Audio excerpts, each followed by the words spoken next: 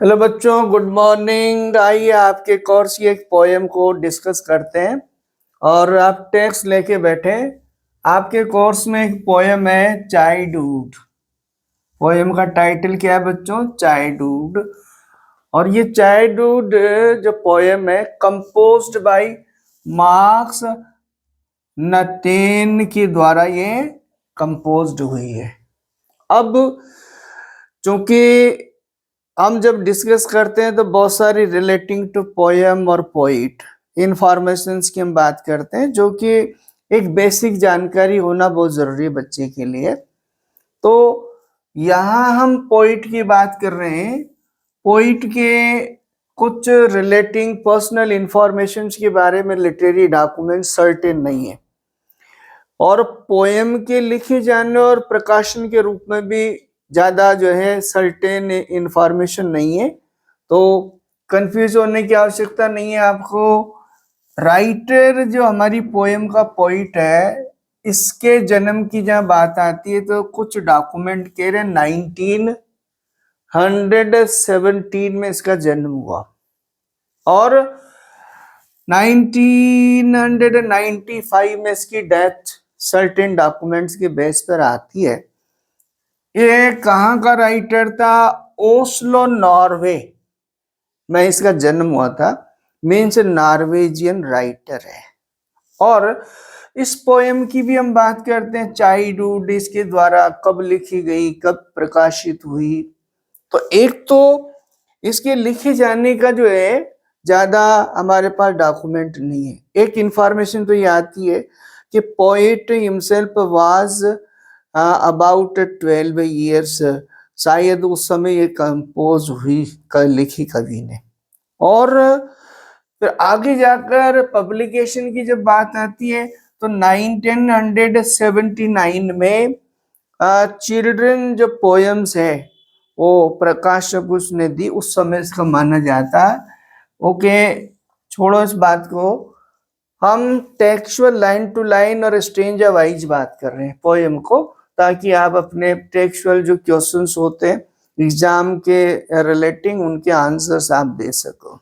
Right बच्चों, वहां आपको ज्यादा स्ट्रक्चरल और इंफॉर्मेटिव जो सूचनाएं जो आपके पास है वो तो क्लियर है, इसलिए ज्यादा हम वो बात नहीं करेंगे। फिर भी आप देख रहे होंगे इस पोएम में आपके पास स्ट्रक्चरल कितने 4 स्ट्रेंजाज है।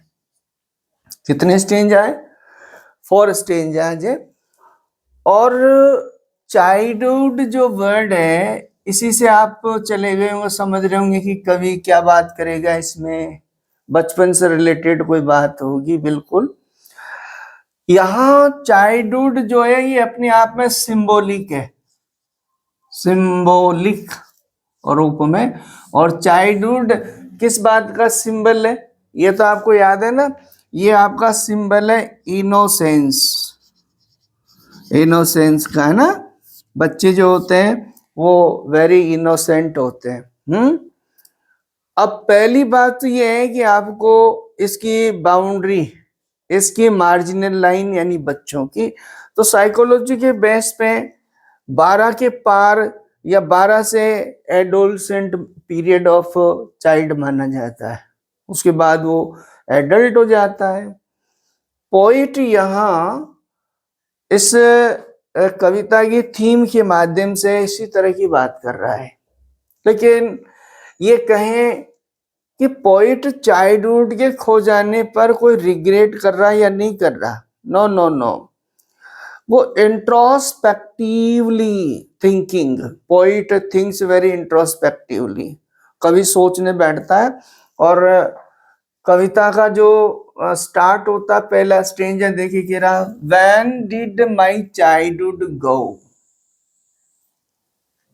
मेरी चाइल्डहुड, मेरा बचपन कब चला गया।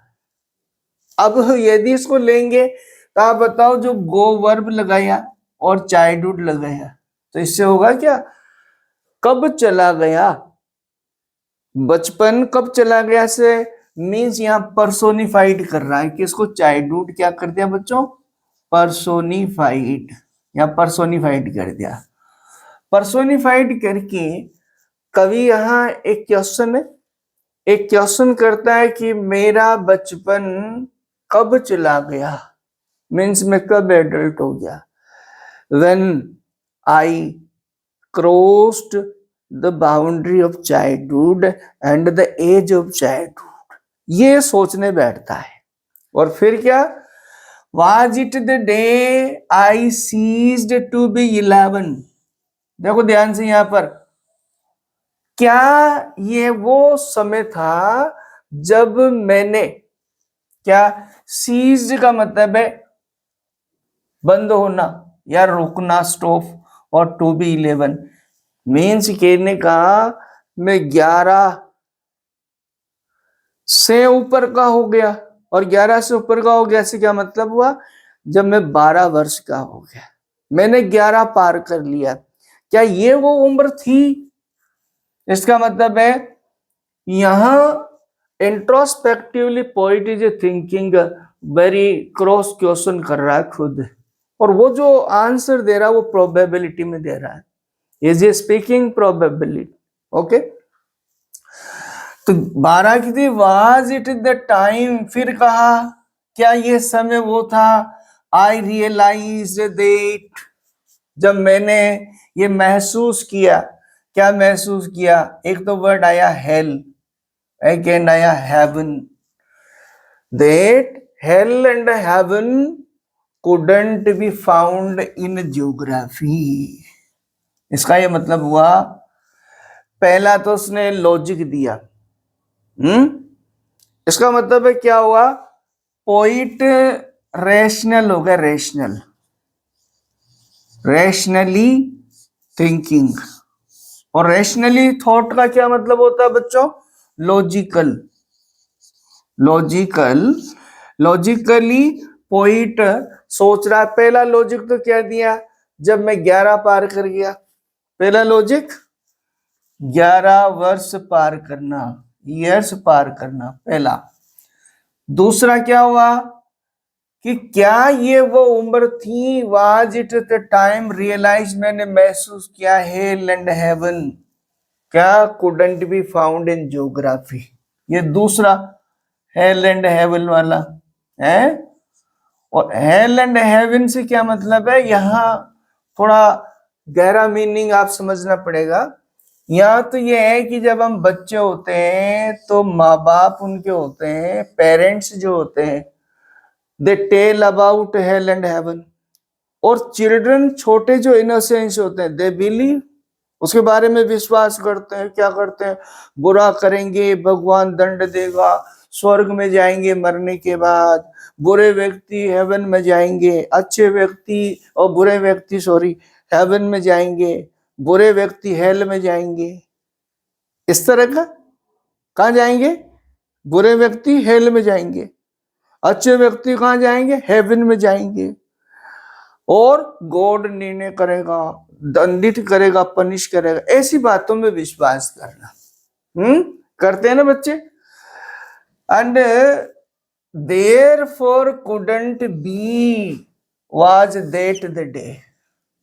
और फिर देखो, क्या ये वो दिन, तो आश्चर्य के साथ, देखिए एक्सक्लेमेटरी मार्क यूज हुआ, आश्चर्य के साथ पोइट बात कर रहा। अब हम बहुत सारी चीजों को आपको क्या कहा, फाउंड इन ज्योग्राफी। और भाई रेशनली जब उसने सोचना स्टार्ट किया ना, जब वो समझने लगा, when he crossed the age of 11, that means 12 years, at 12 years age, and he starts to think rationally, he found there is no existence of hell and heaven on the map of the world, geographically these places are not found, है ना।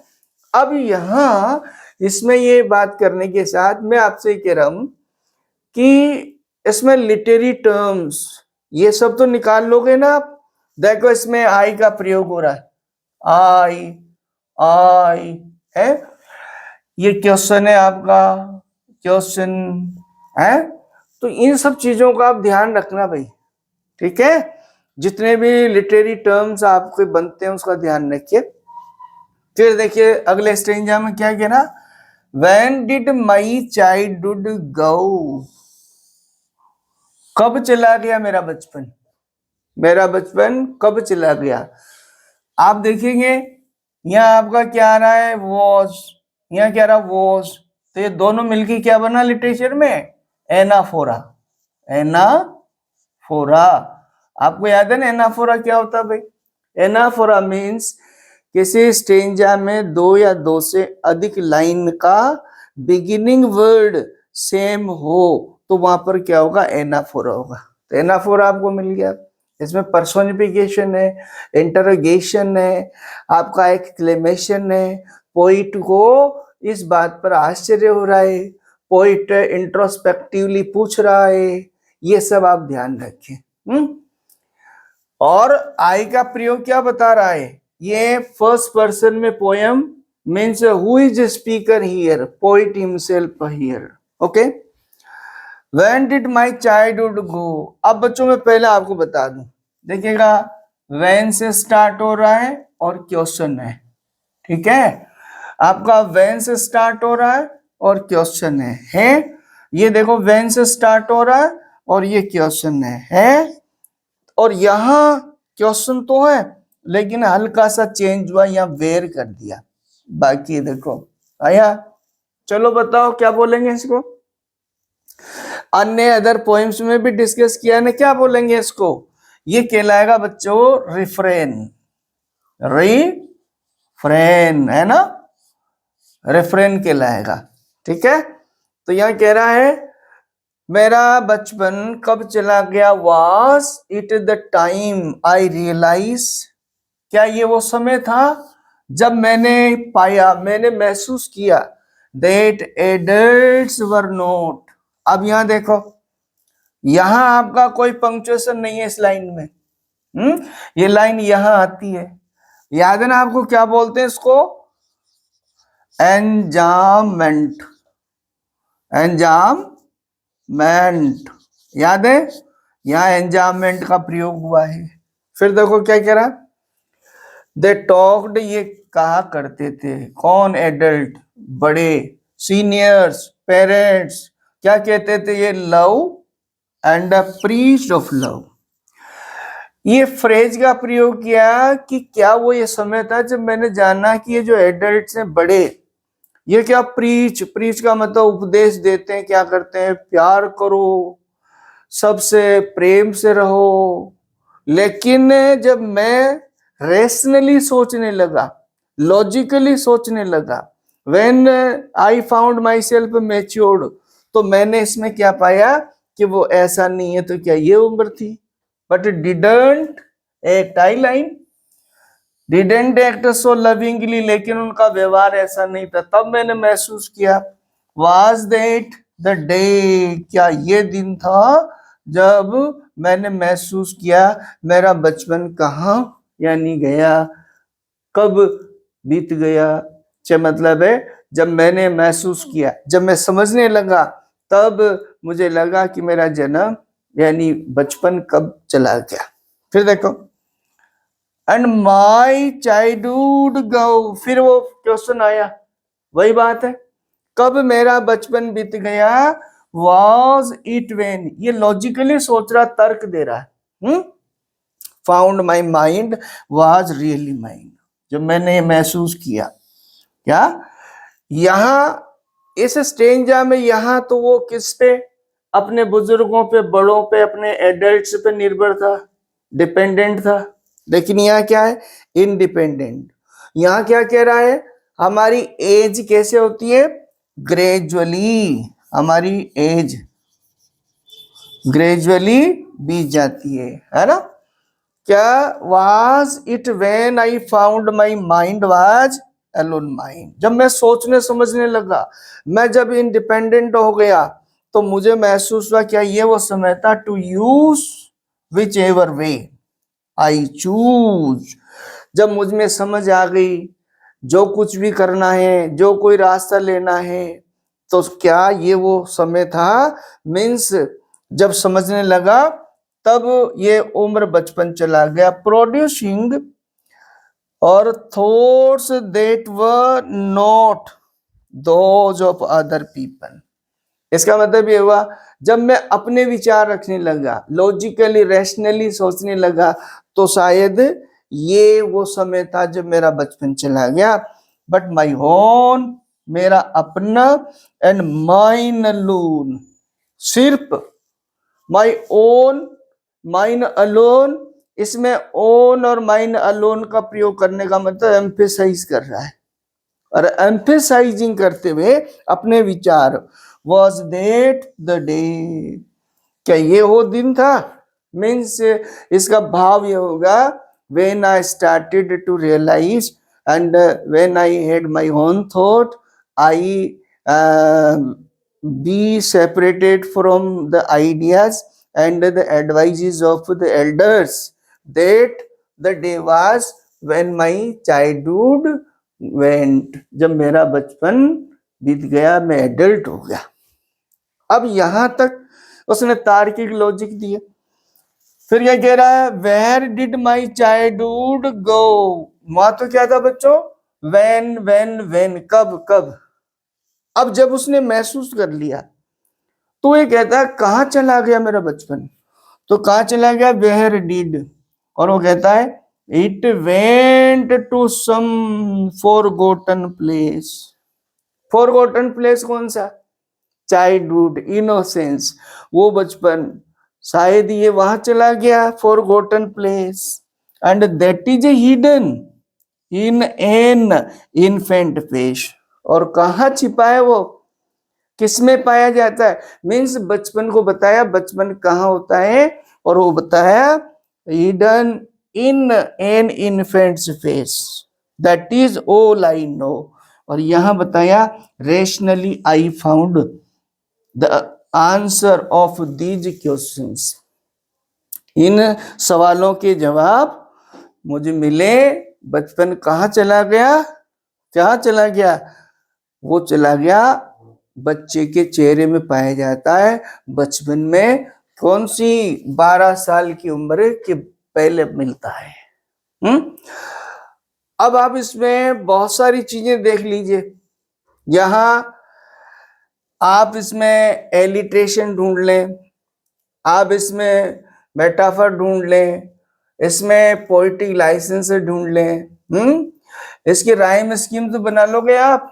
जैसे देखो, दो strangers में नहीं है आपके last वाला, और इसमें राइम स्कीम देंगे तो आप देखो गौ है, ए मान लो, आपका 11 अलग आ गया, बी मान लो, हेवन ये आपका बी हो गया, फिर ज्योग्राफी ये सी हो गया, और ये नॉट बी ये डी हो गया। ये अलग अलग हो गया आपका, ए बी बी और सी और डी। ऐसे हमने बहुत सी बार आपको डिस्कस करके ये निकालना सिखा दिया, तो आप निकालो, लिटरेरी टर्म्स निकाल लोगे। बेसिकली अब हम इसके मैसेज और थीम की बात करें इस पोएम में, तो क्या है, कवि रैशनली सोचता है, लॉजिकली सोचता है, और ये सोचने का प्रयास करता है कि मेरा बचपन कब गुजर गया, इससे मतलब बीत गया। और फिलोसॉफिकल आंसर ये है कि मनुष्य का जो बचपन है ग्रेजुअली क्या होता है, ये gradually moves and at last it goes, और ये इस तरह से हमें पता भी नहीं लगता बचपन कब चला गया। यहां एक बड़ी बात है कि ये जो मेंशन किया हेल और हेवन, इसका ये मतलब है कि बच्चे जो होते हैं वो जब तक अपना खुद का विचार नहीं रखते, जब तक अपने बड़ों की बातों को आइदर राइट और रॉन्ग, ओके, ऐसी बात नहीं है, बड़ों की बातें on the basis of practical experiences सही भी होती है, लेकिन ज्यादातर जैसे रिलीजियस और इस तरह की बातें, तो वो पहले उन पे डिपेंड रहते हैं, तो विश्वास करते हैं, लेकिन जब लॉजिकली सोचने लगते हैं, तो देखो यहाँ कहा ना कि हेल और हेवन ज्योग्राफी में कहीं नहीं मिलते, ऑन द बुक मैप पर कहीं नहीं मिलते। इसका मतलब रैशनली सोचना स्टार्ट करते हैं। ये वो उम्र होती है जब बचपन चला जाता है, तो ये बड़ों की बातों को आप ये कहेंगे लॉजिकली अनएक्सेप्ट हम ये भी नहीं कहेंगे एक्सेप्ट नहीं करते, हाँ हाँ,